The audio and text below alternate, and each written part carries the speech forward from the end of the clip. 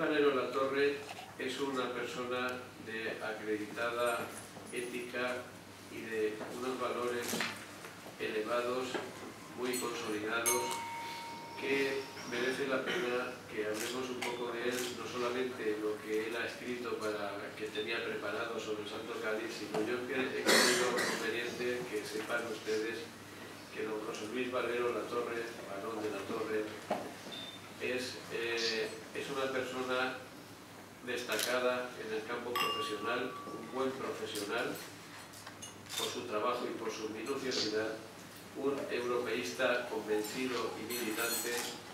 También le consta un buen esposo y padre de familia y sobre todo, un buen amigo. Él había preparado esta noche una disertación sobre el Santo Cáliz de la Cena que ustedes, si son tan amables, me van a permitir que lea porque no me lo sé de memoria. El Santo Grial. Dice así: el cenáculo tiene para el cristianismo una extrema trascendencia. En él Jesús celebró la última cena y con este gesto indicaba cuál era la importancia que pretendía dar a la cena en la que se despediría de aquellos a los que tanto amaba. Lo que sucedió la primera noche del Jueves Santo en el cenáculo es el resumen del sentido de la vida de Jesucristo, el punto final de un largo trayecto, y lo hace en el cenáculo, en el sitio en que por primera vez aparece el Santo Cáliz, el lugar de donde parte la huella del Grial. Los primeros cristianos quisieron conservar consigo aquellos objetos que acabarían convirtiéndose en símbolo de la salvación del hombre. El cáliz de la última cena es un ejemplo palmario de esta actitud cristiana respecto a los objetos que estuvieron en contacto con el Maestro. Atravesando el tiempo, el auténtico sentido del cáliz ha ido transformándose hasta convertirse en objeto de culto esotérico. Ha sido considerado una pieza única debido a sus presuntos poderes sobrenaturales, traspasando las fronteras de la fe, tal y como relatan las leyendas. El cáliz liberaría a quien lo poseyera, otorgándole la inmortalidad. La codicia humana lo señala como objeto a alcanzar. Hombres de diversas generaciones habrían derramado la sangre de otros en su afán por obtenerlo. Hace ya 2000 años de aquella Cena Santa, y ¿es posible que la Copa de la Alianza exista actualmente? Para intentar responder a esta pregunta, viajemos a Valencia, moderna y bella ciudad que abre sus brazos al mundo sin olvidarse de sus orígenes, sin desconectarse jamás de sus raíces. La Valencia actual es amplia, viva, luminosa, activa, pero no siempre fue así. Intrincadas, difíciles, angostas, complicadas son las antiguas callejuelas de la metrópoli valenciana, la que en tiempos crearon los romanos. Fue una ciudad misteriosa a cuyo corazón no fue siempre fácil acceder. La Catedral de Valencia, un emblemático monumento, se empezó a construir en el año 1262 sobre una primitiva mezquita árabe levantada a su vez sobre un antiguo templo romano. A pesar de sus numerosas transformaciones, la Catedral de Valencia se mantiene fiel a su carácter esencialmente gótico. Atravesando sus muros descubrimos el lugar donde reposa un objeto, el origen de la Iglesia. Estas paredes custodian silenciosas el Santo Cáliz. Esta es la copa que muy pocas veces abandona su retiro. La imagen es impresionante. Las preguntas se suceden con celeridad. ¿Se posaron en esta copa los labios de Cristo aquella noche de pasión? ¿Es posible que tan hermoso objeto sea el mismo recipiente que él utilizó en la última cena? ¿Es este el grial de las leyendas y las narraciones medievales? A lo largo del siglo XVI eran muchos los cálices que pretendían ser el de la última cena. Observaremos algunos de ellos que se conservan en la actualidad, que, de recuerdo con sus características o al fervor popular, podrían ser considerados el cáliz de la última cena, como la copa de Nanteos, el cáliz de Antioquía o el sacro catino de Génova. Pero ninguna de todas ellas cumple los requisitos mínimos necesarios para poder ser consideradas como el cáliz de la última cena. ¿Por qué no puede ser el cáliz el de Valencia? Hay quien asegura que es demasiado rico para ser el de un carpintero. A lo largo de la cena se bendicen 4 copas, pero hay una, la de la bendición, que tiene que reunir unas características determinadas. No podía ser en ningún caso de naturaleza porosa como la madera, ni de metal, porque podían tener una significación negativa. Tenía que ser necesariamente de piedra y tallado con piedra. Durante la Edad Media, la aparición de los trovadores con sus canciones transmitían sucesos de historias acontecidas, mantenían viva la historia y suplían en gran medida la falta de conocimientos y preparación que existía entre la gente. La narración de aventuras y sucesos extraños propició en muchos casos la aparición de leyendas y por supuesto el Grial no fue una excepción. Historias como el romance del Santo Grial, escrita por Robert de Bourgogne en el siglo XIII, hacen referencia a los poderes curativos de la sangre de Cristo, recogida por José de Arimatea y contenida en la copa. El hombre que la bebiera alcanzaría la vida eterna. El origen y desarrollo de estas leyendas relacionadas con el Grial han sido estudiadas en profundidad por el historiador y antropólogo alemán Michel Hessmann. Él mantiene la tesis de que todas ellas estarán basadas en la composición primigenia de un trovador del siglo XII llamado Guillaume de Provence. Poemas como el romance de Perceval de Chrétien de Troyes le habrían inspirado en esta narración. Todo habría comenzado en el Reino de Aragón en la segunda mitad del siglo XII, cuando Alfonso II, que pretendía reconquistar los territorios en poder de los musulmanes, necesitaba una razón importante para atraer caballeros cristianos del resto de Europa que le ayudaran en sus pretensiones. Surgió así la idea de retomar la historia de Perceval, retomando el poder de atracción que tenía esta valiosa reliquia, convirtiéndola en símbolo y en origen de una nueva cruzada. Alfonso II murió antes de iniciar la ansiada empresa, pero la construcción del mito se pondría en marcha a través del caballero poeta Wolfram von Eschenbach. Y este, basándose en la obra de Guillaume de Provence, realizó una composición 3 veces mayor que la de Chrétien de Troyes y más ajustada al mensaje original de Guillaume. Al menos así lo afirma el mismo Eschenbach al inicio de su obra. ¿Quiénes eran entonces los protagonistas de la primigenia historia del Grial? El rey que veneraba el Grial se llamaba Amfor, Amfortius en latín, que era el nombre occitano que se le daba al rey Alfonso el Batallador, el primero de Aragón, el fantástico rey cruzado que murió en 1134. Tenía un joven caballero francés luchando con él llamado Parcival. Es muy parecido a Parsifal. Por estas y otras razones, Michel Hessmann concluye que la auténtica leyenda transcurre en el Reino de Aragón. El país vecino donde se encontraba el Grial era el catalán. Catalán es la actual Cataluña. Esa es otra indicación de que en realidad Eschenbach describe el norte de España ni más ni menos que los dominios del mítico rey Alfonso I el Batallador y su caballero Parcival, ambos devotos del cáliz. Todas las leyendas del Grial vuelven a un hecho básico, la veneración del Santo Cáliz, en aquel momento en San Juan de la Peña, en el norte de España. Las narraciones sobre el Grial se convertirían así en embajadores del Reino de Aragón y en toda Europa. Ahora habrá que averiguar cuál era el Grial venerado en aquellos tiempos en el norte de Aragón. En el año 1960, en la Universidad de Zaragoza, el ya desaparecido catedrático don Antonio Beltrán estudió la copa y desveló el enigma. Con ayuda de 2 reproducciones del cáliz se recreó la investigación para descubrir a qué época pertenecía el cáliz de Valencia. Era necesario clasificar cada una de las partes intentando darle una fecha a cada una de ellas.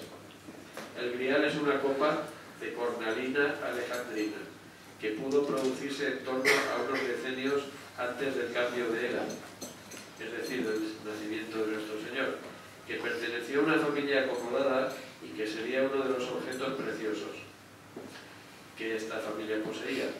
Cuando se tiene ya una conciencia de aquello, de que aquello tiene una importancia singular, se convierte en un cáliz para la liturgia religiosa al que se le añaden los elementos prácticos para su manejo. La arqueología no tiene nada que oponer a que la copa estuviera en un banquete, en una comida pascual importante de un personaje rico que quisiera obsequiar a algún huésped a quien se concedía mucha importancia. A pesar de todo, no nos conformamos con las conclusiones de este estudio. Algunas personas se preguntarán si no sería posible hacerle las pruebas del carbono 14. Pues no, el carbono 14 lo tienen los seres vivos, aunque hayan muerto, y no los inorgánicos, como es el caso de la copa. Por lo tanto, no hay posibilidad, pero hay otros medios actuales más sofisticados que permiten acotar más el origen de los utensilios descubiertos en las excavaciones. Las investigaciones arqueológicas sitúan el cáliz de Valencia en su momento histórico concreto, pero este cáliz en concreto se sustenta fundamentalmente en una tradición y posteriormente en una historia. ¿Son ambas suficientemente sólidas? Según la tradición cristiana, la cena tuvo lugar en la casa familiar de Marcos, en lo que actualmente conocemos como el cenáculo, en Jerusalén. Tras la muerte de Jesús, algunos discípulos conservaron ciertas piezas que habían estado en contacto con el Maestro. El cáliz de la cena se transformó en un objeto especialmente relevante por su significación. Pedro se instaló en Roma para iniciar la predicación del Evangelio y previamente Marcos le había entregado el cáliz para que celebrara en él la liturgia. Lorenzo era diácono del Papa Sixto II. Entre sus cometidos estaba el vigilar los bienes de la Iglesia. En el año 258, el emperador Valeriano, apremiado por la necesidad de dinero para que financiara sus campañas bélicas, publica un edicto por el cual declara que todos los bienes de la Iglesia deberán ser propiedad del imperio.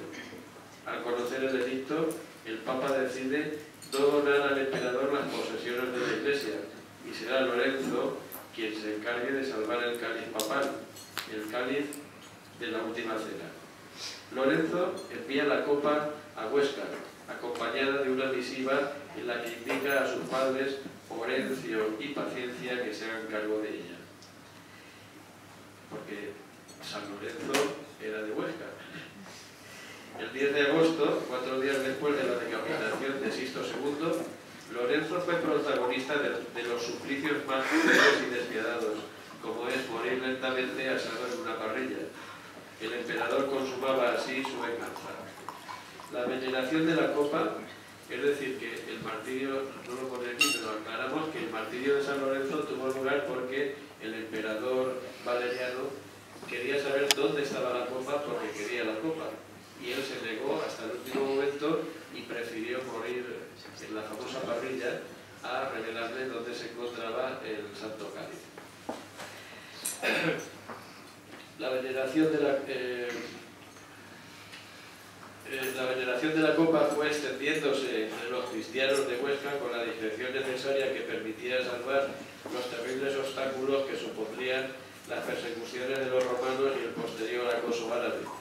No conocemos documento alguno que lo demuestre, pero la tradición también nos habla con insistencia de la posible ubicación del cáliz durante su dilatada estancia en Huesca, en la iglesia visigótica de San Pedro el Viejo.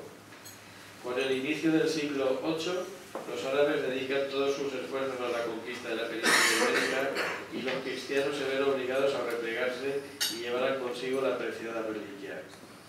La primera parada de que nos habla la tradición sería la cueva de Yedra, situada en el monte Ontoria. Desconocido y secreto paraje y de difícil acceso, imposibilitaba así la opción de aproximarse al objetivo, posibilitando el perderse en este lugar de orografía escarpada y vegetación exuberante, porque acceder a esta cueva era del todo imposible. Años más tarde, uno de los más antiguos monasterios existentes en la península refugiaría la copa viajera. El renovado impulso árabe por conquistar todo el territorio peninsular habría forzado un nuevo movimiento.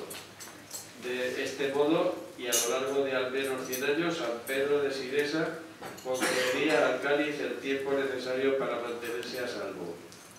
Debido a los continuos ataques de los invasores, se decidió trasladar a un emplazamiento todavía más retirado, donde se pudiese ofrecer mayor amparo.